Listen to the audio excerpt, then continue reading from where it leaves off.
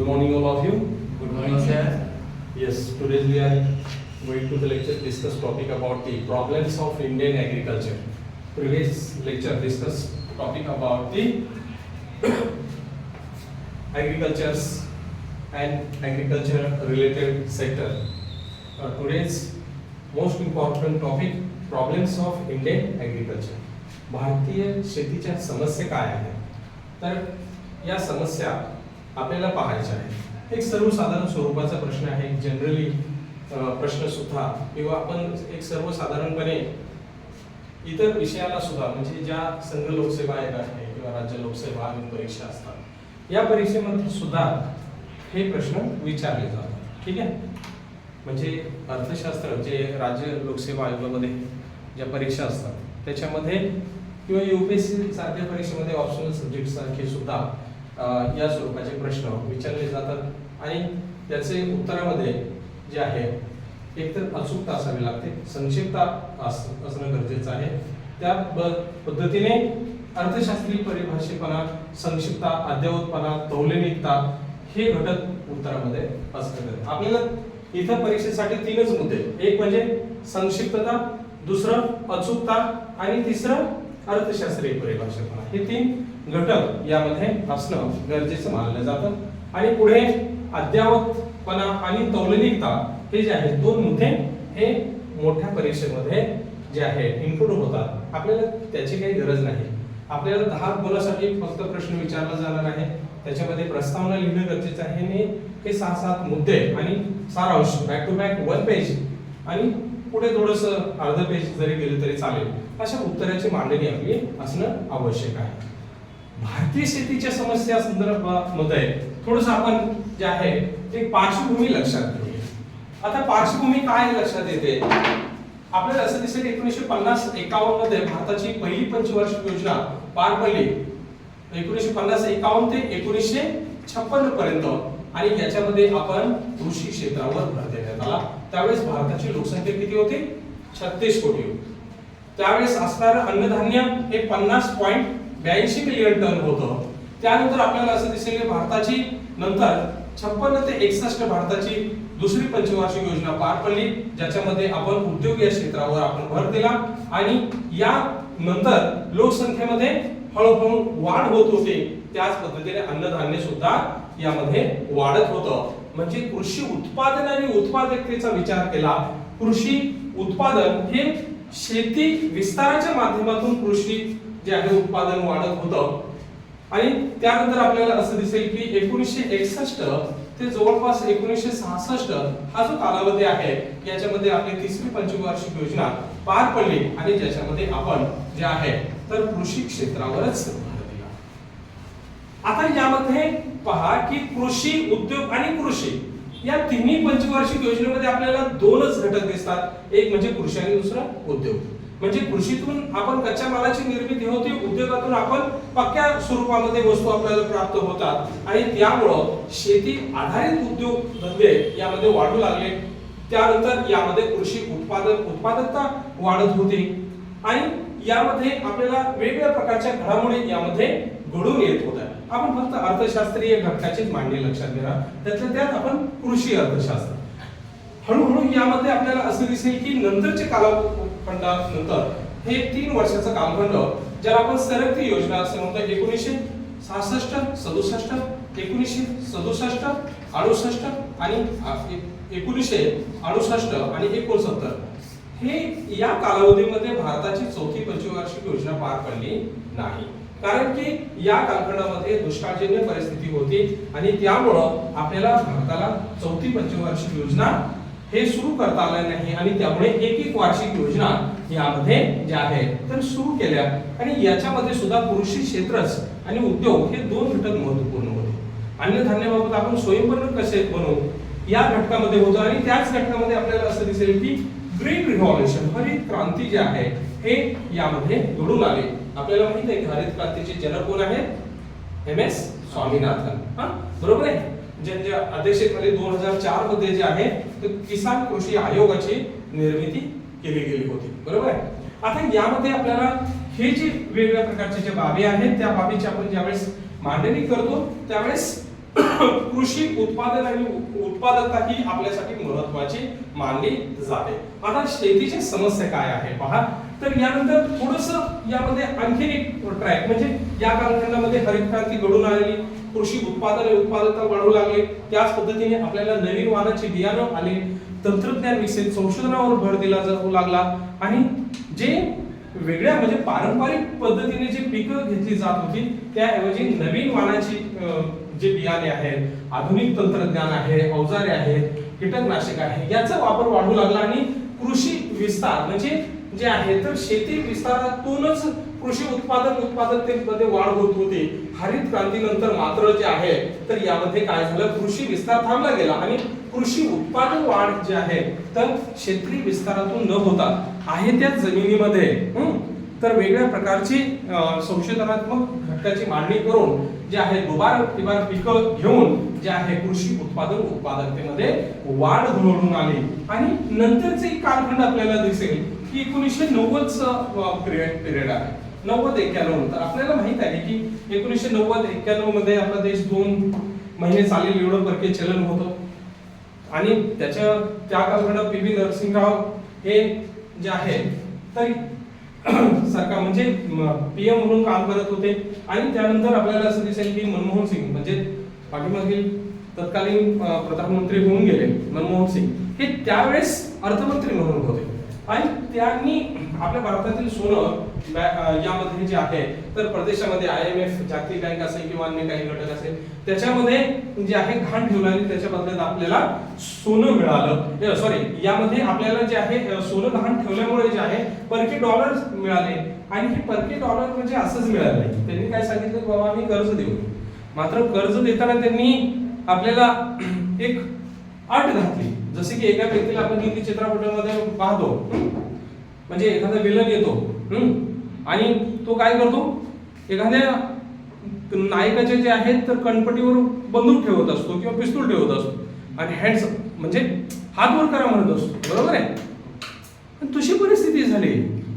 म्हणजे भारतामध्ये आपण जे आहे 1991 ला ज्यावेळेस सुधारणा म्हणजे ज्यावेळेस आपण कर्ज घेत होतो तर हे कर्ज घेत असताना जागतिक बँक आणि IMF ने सांगितलं की बाबा ठीक आहे तुम्ही कर्ज घेताय आम्ही तुम्हाला कर्ज देऊया पण हे कर्ज देण्याच्या बदल्यात तुम्ही एक आमची अट स्वीकारली पाहिजे. बरोबर आहे. आणि ती अट कोणती आहे? ती अट म्हणजे तुम्ही जागतिकीकरण, खाजगीकरण आणि उदारीकरण स्वीकारलं पाहिजे. म्हणजे ज्याला आपण LPG ही जी पॉलिसी म्हणतो हे LPG स्वीकारलं पाहिजे. आणि मग आपण आर्थिक सुधारणा स्वीकारल्या म्हणजे स्वेच्छेने आपण आर्थिक सुधारणा स्वीकारल्या नाहीत, हे आपल्याला स्वीकाराव्या लागल्या. आणि त्याच्यामध्ये एक म्हणजे तो मी उहापोह या गोष्टीचं यासाठी करतोय की या कालखंडामध्ये आपण कृषी क्षेत्र काय मानलं, दुर्लक्षित मानलं, गौण मानलं आणि उद्योग आणि सेवा क्षेत्रावर भर दिला. मग वेगळे रिफॉर्म्स घडून आले ज्याला इंडियन इकॉनॉमिक रिफॉर्म्स म्हणतो. बरोबर आहे. मग आंतरराष्ट्रीय व्यापारामध्ये मोठ्या प्रमाणामध्ये बदल झाले, कॅपिटल मार्केट, मनी मार्केट याच्यामध्ये बदल झाले, आधारभूत सेवा सुविधा याच्यामध्ये बदल झाले. अशा पद्धतीने वेगवेगळ्या घटकात लघु उद्योग असेल, त्याच पद्धतीने कुटीर उद्योग असेल, वेगवेगळ्या प्रकारच्या घटकामध्ये बदल झाले. मात्र कृषी क्षेत्र त्यांनी दुर्लक्ष मानलं. हळूहळू ते शेती क्षेत्रामध्ये खाजगी गुंतवणुकीऐवजी सार्वजनिक गुंतवणूक कमी झाली आणि त्यामुळे शेती उत्पादन खर्च आणि नफा याचा ताळमेळ बसल्यामुळे शेतकऱ्यांना आत्महत्येसारखी परिस्थिती निर्माण. हे ज्यावेळेस सरकारला कळलं मग त्यावेळेस मग वेगळ्या प्रकारची धोरणं यामध्ये अस्तित्वात आली. मग ही धोरणं आपल्याला वेगळ्या स्वरूपाचे दिसले. मग यामध्ये 2000 यामध्ये कृषी धोरण हे जे आहे राबवलं गेलं. 2000 यामध्ये जे आहे 4 मध्ये किसान कृषी आयोग नेमला गेला. 2006 मध्ये जे आहे तर राष्ट्रीय कृषी विकास योजना याची अंमलबजावणी झाली.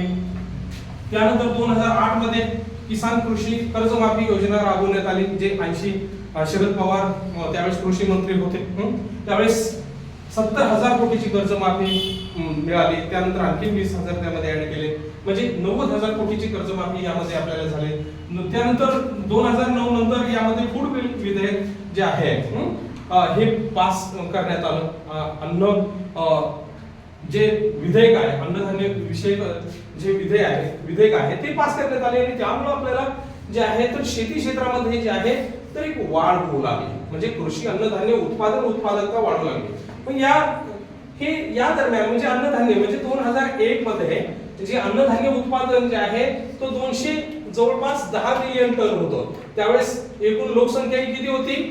102 कोटी 21 लाख एवढी लोकसंख्या. 2011 मध्ये ही लोकसंख्या 121 कोटी. 2021 मध्ये आज आपल्याला 140 कोटीच्या पुढे लोकसंख्या दिसते. बरोबर? म्हणजे ही परिस्थिती, म्हणजे आज अन्नधान्य उत्पादन हे वाढलं असलं तरी एकूण लोकसंख्येची मागणी केली असता अन्नधान्याचे उत्पादन कमी झाले. हा सगळा उहापोह आपल्याला माहीत असणं गरजेचं आहे. हा सगळ्या घटकाची मांडणी आपल्याला, जरी आपण परीक्षेसाठी आपण 10 गुणासाठी आपण जरी आपण मांडणी करणार असलो तरी आपल्याला या विषयाचा आवाका जे आहे माहीत असतं, जेणेकरून उद्या जर तुम्ही स्पर्धा परीक्षा द्यायचं म्हटलं, नेट सेट परीक्षा, तर याच्यामध्ये तौलनिकता असणं गरजेचं आहे. बरोबर आहे? तौलनिकता असणं गरजेचं आहे. मी सेटनेटचं माझं पुस्तक आहे, त्याच्यामध्ये मी हे मांडणी केलेली आहे. मात्र तुम्हाला केवळ जुजबी नव्हे तर त्याची मांडणी असणं गरजेचं आहे. लोकसंख्या पहिला महत्त्वपूर्ण मुद्दा ही झाली प्रस्तावना किंवा त्या घटकाची मांडणी. आपण मुख्य मुद्द्याकडे विश्लेषण करूया. लोकसंख्येचा अतिरिक्त भार आहे. आता आपल्याला या घटकाची मांडणी आपण केलेलीच आहे. लोकसंख्या ही कशा पद्धतीने वाढत गेली वगैरे काय, म्हणजे 1950-51 यामध्ये लोकसंख्या भारतात 36 कोटी होती. 1990-91 मध्ये भारताची लोकसंख्या ही 84 कोटी झाली. 2001 मध्ये भारताची लोकसंख्या 102 कोटी झाली.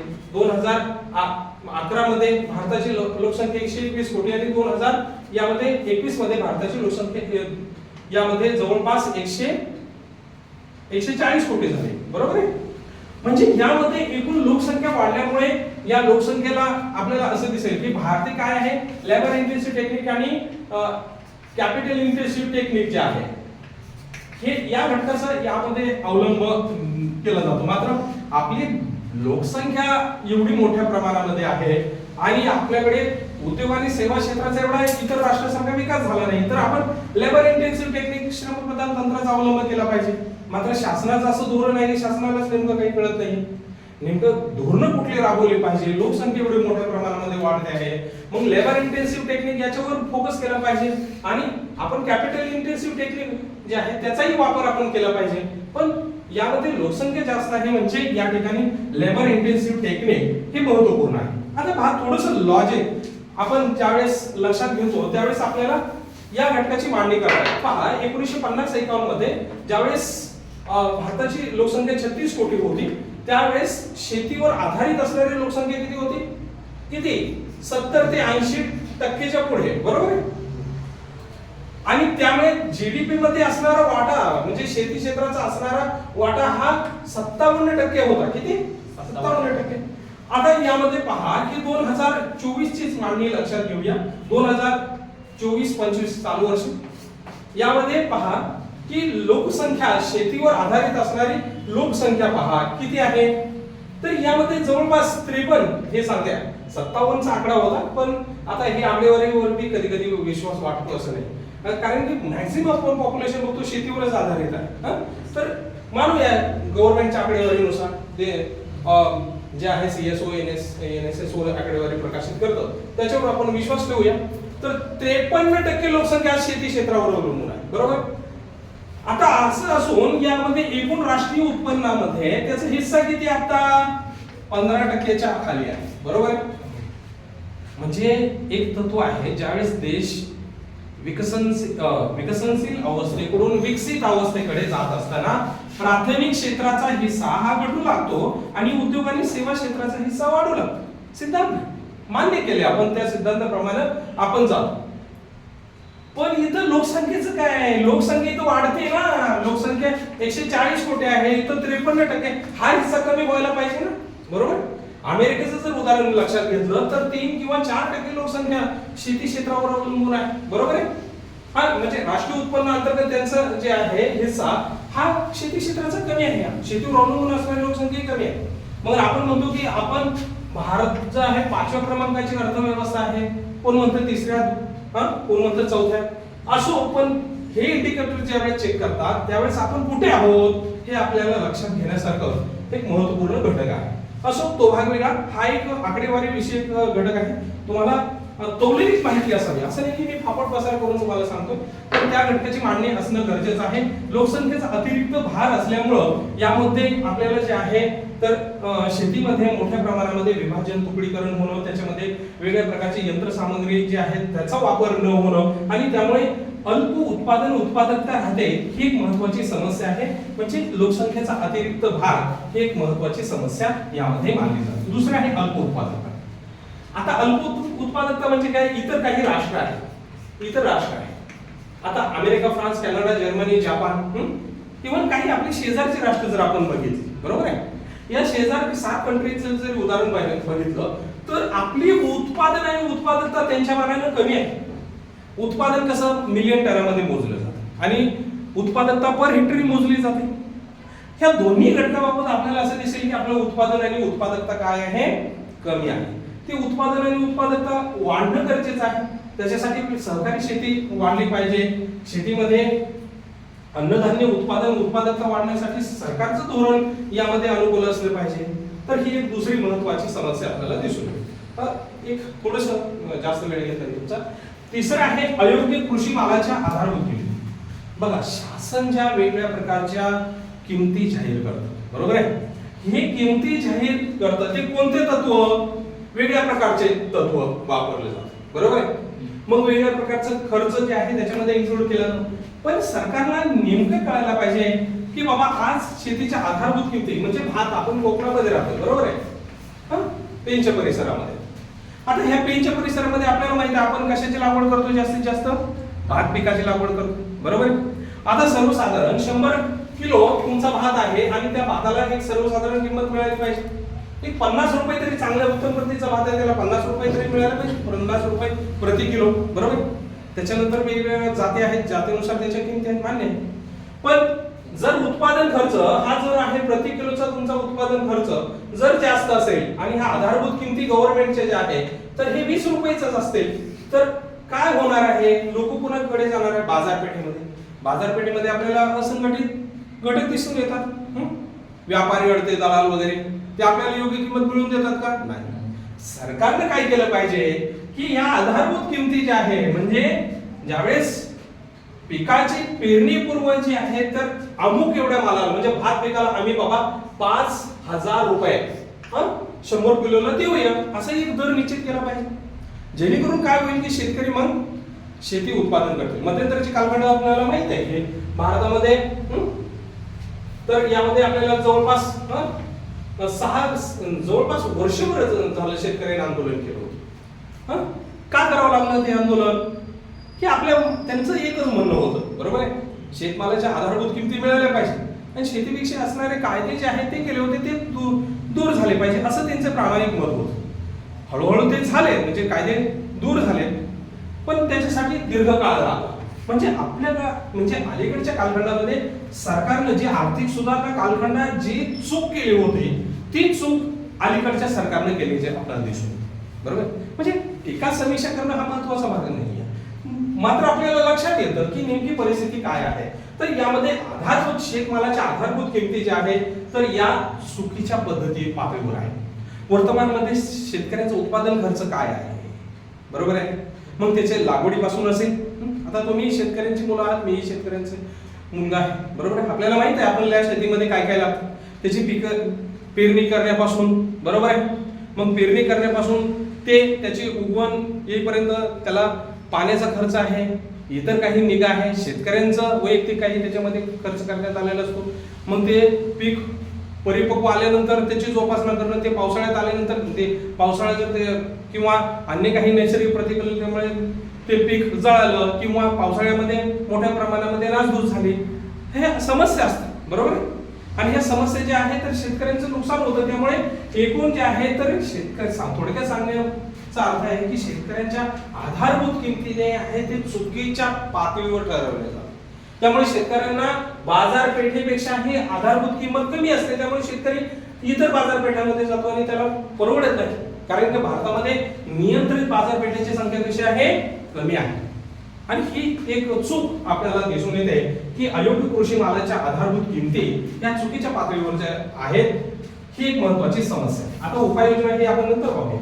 तर यामध्ये आपल्याला चौथा एक मुद्दा आहे अयोग्य विपणन व्यवस्था. आज पहा, शेतकरी एखादा शेतमाल उत्पादन करतो, म्हणजे सोलापूर आता माझं गाव अकलूजच्या जवळपास आहे, आणि त्या ठिकाणी पहा की आता तिथं काय आहे, तर जास्तीत जास्त ऊस किंवा व्यापारी पिकं घेतली जातात. पहा, नगदी पिकं तर फारच कमी झाली, अन्नधान्य पिकं ही फार कमी झाली, का शेतकऱ्यांना परवडत नाही, बरोबर. मग त्यामध्ये पुष्प शेती आहे, फळ शेती आहे, याचं प्रमाण त्या ठिकाणी वाढलेलं आहे, बरोबर आहे. आता यामध्ये आपल्याला असं दिसेल की समजा एखाद्या शेतकऱ्याने शेतमाल उत्पादन केलं, मग ज्वारी, बाजरी, गहू, तांदूळ असेल, मका असेल, व्हॉटएव्हर हे जे पीक असेल, तर बाजारपेठ हा ज्यावेळेस बाजारपेठेमध्ये घेऊन जातो, ही बाजारपेठ मानूया, आणि बाजारपेठेमध्ये घेऊन गेल्यानंतर वेगवेगळ्या प्रकारचे त्याच्यावर जाकाती असतात. मग लगेच ही पावती फाडा, ती पावती फाडा, बरोबर आहे. या पद्धतीने एकूण काय केलं जातं, त्याच्यावर कर आकारणी केली जाते. बरं, ते मिळाल्यानंतर डायरेक्ट ते ग्राहकाशी कॉन्टॅक्ट करू शकत नाही. मग तिथं वेगवेगळ्या आडते आहे, दलाल आहे, व्यापारी आहे, हे येतात. मग ते मालाची तपासणी करणार, बरोबर आहे. त्याच्याकडे उपकरण आहे, ते घुसवणार आणि त्यामध्ये बघणार, तुमच्या मालाची एवढी किंमत, म्हणजे आपण केलेला माल, उत्पादन केलेला माल आहे, चांगल्या प्रतीचा असो, आपल्याला माहित असतं. मग त्याची किंमत तो ठरवणार. तुमच्या मालाची किंमत ठीक आहे. म्हणजे अर्थशास्त्रीय दृष्ट्या हे चॅनल्स मधले जे व्यक्ती हे आवश्यक आहे, पण त्याची संख्या आणि कार्यपद्धती चुकीच्या पद्धती असेल, त्याचा फटका कोणाला बसतो, शेतकऱ्याला बसतो, बरोबर आहे. म्हणजे यामध्ये आपल्याला असं दिसेल की ही पद्धती चुकीची आहे. किसान कृषी आयोगामध्ये एम स्वामीनाथन यांनी अनेक अशा शिफारशी याबाबत सांगितलं होतं. कृषी मालाच्या किमती, विपणनाबद्दल वेगवेगळ्या प्रकारच्या उपाययोजना सुचवले गेले, पण तो कायदा कुठे अस्तित्वात आला का नाही आला. म्हणजे वेगवेगळ्या प्रकारची शिफारशी जी आहे, तर ते सांगितलं, त्याच्या अंमलबजावणी झाल्या का नाही आल्या. म्हणजे 2004 ची गोष्ट, आता 24 म्हणजे 20 वर्ष झाली. किती? 20 वर्ष, तरी सुद्धा शिफारशी त्याची अंमलबजावणी झाली नाही. तर हा एक भाग दिसून येतो. अयोग्य विपणन व्यवस्था यामध्ये आपल्याला दिसून येते. नेक्स्ट, चुकीचे सरकारी धोरण. थोडंसं मी फास्ट जातो, आपल्याकडे वेळ कमी असल्यामुळे, तर तुम्ही म्हणसाल की सर एवढं काही फास्ट कमी शिकवतोय, ठीक आहे, थोडंसं फास्ट गेलंही पाहिजे. तर यामध्ये चुकीचे सरकारी धोरण, नंतरच्या वेळेस आपण स्लो पद्धतीने जाऊ. थोडंसं वेळ कमी आहे म्हणून आपण जे आहे थोडं फास्ट जातोय. चुकीचे सरकारी धोरण. आता पहा, मी तुम्हाला काय सांगितलं की 1991 1991 याला आपण काय म्हणतो, इकॉनॉमिक रिफॉर्म्स. एलपीजी मॉडेल असं सर्वसाधारण. आता ह्या एलपीजी मध्ये किंवा ज्या वेगळ्या प्रकारची सुधारणा झाल्या, त्याच्यामध्ये शेती क्षेत्र हे दुर्लक्षित मानतो, हे बऱ्याच जणांना माहित असतं. काही वाचक जे आहे त्याला हे माहितच नाहीये की आर्थिक सुधारणा कालखंडामध्ये शेती क्षेत्र हे दुर्लक्षित मानलं. म्हणजे रुद्र दत्त आणि केपी सुंदरम या पुस्तकात, इंडियन इकॉनॉमिक पुस्तकामध्ये त्याचं छान विश्लेषण दिलेलं आहे. तर यामध्ये आपल्याला शेती क्षेत्र कोण लेखलं गेलं, त्यामुळे एकूण सार्वजनिक गुंतवणूक हे खाजगी गुंतवणुकीपेक्षा जास्त प्रमाणामध्ये घटली गेली, आणि त्यामुळे शेती उत्पादन खर्च वाढू लागला. शेती उत्पादन खर्च, त्याचप्रमाणे नफा आणि व्यवस्थापन यांचा ढाचा ढासळू लागला, आणि त्यामुळे नैराश्य अवस्थेमध्ये शेतकरी आत्महत्या करू लागला. 2006 मधला एक अहवाल आहे, आणि त्या 6 मध्ये ज्यावेळेस इंदिरा विकास संशोधन केंद्र मुंबई इथं आहे, त्यांनी सांगितलं की बाबा शेतकऱ्यांनी आत्महत्या केलेले आहे, याचं रेशो काय. त्यांचं म्हणणं असं आहे की 1991 रोजी प्रति व्यक्ती 1 लाख व्यक्तीवर शेतकऱ्यांनी आत्महत्या किती प्रमाणात केल्या, तर तो डाटा आहे 18%. आणि 2004 किंवा 5 पर्यंत शेतकऱ्यांनी आत्महत्या केल्याचा डेटा आहे तो म्हणजे 56%. आलं लक्षात? म्हणजे शेतकऱ्यांचा रेशो आत्महत्येचा किती वाढला बघा. म्हणजे यामध्ये आपल्याला असं दिसतं की सरकारी चुकीचं धोरण त्यावेळेस राबवतं, आणि हे ज्यावेळेस सरकारला कळतं त्यावेळेस अनेक सुधारणा होतात. नाही असं नाही, सुधारणा होतात, मात्र वेळ निघून गेलेली असते. ह्या सुधारणा झाल्या, पण अलीकडच्या सरकारने काय केली, 1991 ला जी चूक केली होती ती चूक परत केली. आलं लक्षात? जी चूक केली होती ती चूक परत केली या सरकारनं. शेती क्षेत्राला परत दुर्लक्ष. मग शेतकऱ्यांना आंदोलन करावं लागलं असतं का, बरोबर आहे. शेती क्षेत्राचा वृद्धी दर आज किती आहे, कृषी उत्पादकता किती आहे, कृषी निर्यातीचा वाटा किती आहे. आलं लक्षात? ह्या गोष्टी आपण चेक केल्या पाहिजे. असो, तर यामध्ये सरकारचं चुकीचं धोरण काही वेळेस राबवली जातात, वेगवेगळ्या प्रकारचे कायदे करणं, ते परत कॅन्सल करणं, बरोबर आहे, किंवा ज्या म्हणजे आपला भारत जो आहे तो विकसनशील आहे, विकसनशील आहे, लक्षात घ्या. आपल्या देशाचा आपल्याला अभिमान आहे, परंतु जी वास्तविकता आहे लक्षात घेतली पाहिजे. भारत हा विकसनशील असून अनेक अविकसितपणाचे लक्षण दिसून येतात. जबाबदारीपर हे विधान करतो मी. तर हे म्हणजे केवळ असं नाही, एक अभ्यास म्हणून त्या घटकाची मी मांडणी करतो. तर यामध्ये आपल्याला असं दिसेल की सरकारची चुकीची धोरणं राबवली जातात, त्यालाच कळत नाही काही वेळ कोणती धोरणं राबवली गेली पाहिजे. बाबा आपल्याकडे एक्सपर्ट आहे, अर्थशास्त्री मंडळी आहे, कृषीचे एक्सपर्ट आहे, त्यांना घ्या, चर्चा करा, बरोबर आहे, आणि त्यातून चर्चेतून लोकांकडून यामधून काही जे आहे तर यामध्ये डिमांड्स येऊ द्या, त्यांच्या सूचना येऊ द्या, लोकांना काय वाटतं, शेतकऱ्यांना काय वाटतं, शेतकरी संघटनांना एकत्रित करा, त्यांच्याकडून सूचना घ्या आणि मग धोरण ठरवा. आलं पटकन धोरण ठरवलं आणि गेलो, बरोबर आहे, असं चालतं का? नाही. तर यामध्ये आपल्याला चुकीचं सरकारी धोरण हे एक महत्त्वपूर्ण मुद्दा यामध्ये समाविष्ट केला जातो. आणि लास्ट, प्रक्रिया उद्योगाचा अभाव. भारतामध्ये ज्या वेगवेगळ्या प्रकारचे शेती क्षेत्र आधारित जे वेगवेगळ्या प्रकारचे उद्योग आहेत, बरोबर आहे, तर ते अल्प प्रमाणामध्ये आहे. म्हणजे ज्याने चॉकलेट्स तयार करणं म्हणजे उद्योग नव्हे, आलं लक्षात. शेती आधारित उद्योगधंदे यामध्ये वाढणं गरजेचं आहे. जोपर्यंत हे वाढत नाही ना तोपर्यंत शेतकऱ्यांचा विकास होणार नाही. म्हणून शेती आधारित कोल एंड हूवर यांचं एक विधान एक महत्त्वपूर्ण आहे. मी आपल्या व्याख्यानाचा आपले जे विषय आहे त्याचा शेवट करतो.